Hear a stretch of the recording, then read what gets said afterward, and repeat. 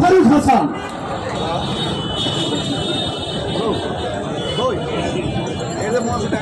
বিসমিল্লাহির রহমানির রহিম।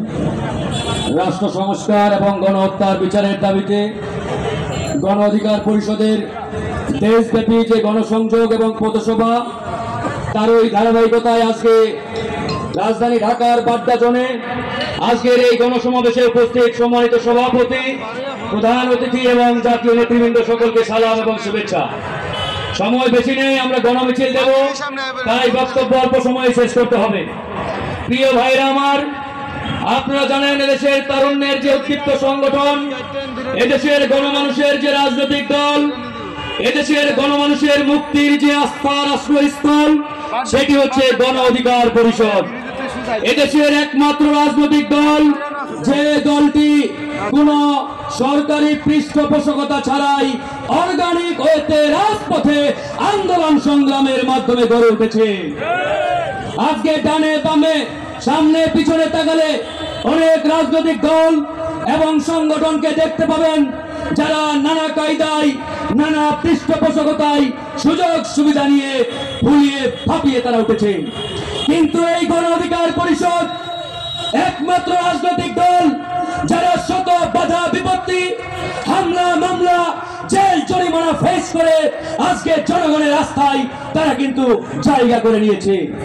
প্রিয় বন্ধুরা আমার, গণ অধিকারকে নিয়ে অনেক কথা বলা যায়, অনেক সমালোচনা করা যায়, কিন্তু এই সংগঠনটি 2018 সালে জন্মগ্রহণ না করলে, রাজনীতির মাঠে না আসলে এই আওয়ামী ফ্যাসিবাদের পতন হতো কিনা সেটা কিন্তু বড় একটি প্রশ্নের বিষয়।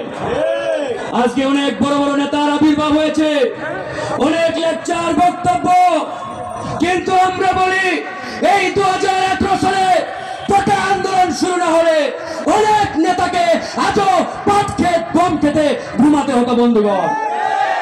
তাই প্রিয় ভাইরা আমার, আমরা ঘোষণা দিয়েছি বাংলাদেশের টেকনাফ থেকে তেতুলিয়া 56,000 বর্গ মাইল এলাকায় আর কোন চাঁদাবাজের ঠাঁই হবে না, কোন টেন্ডার বাজের ঠাঁই হবে না, দখল বাজের ঠাঁই হবে না।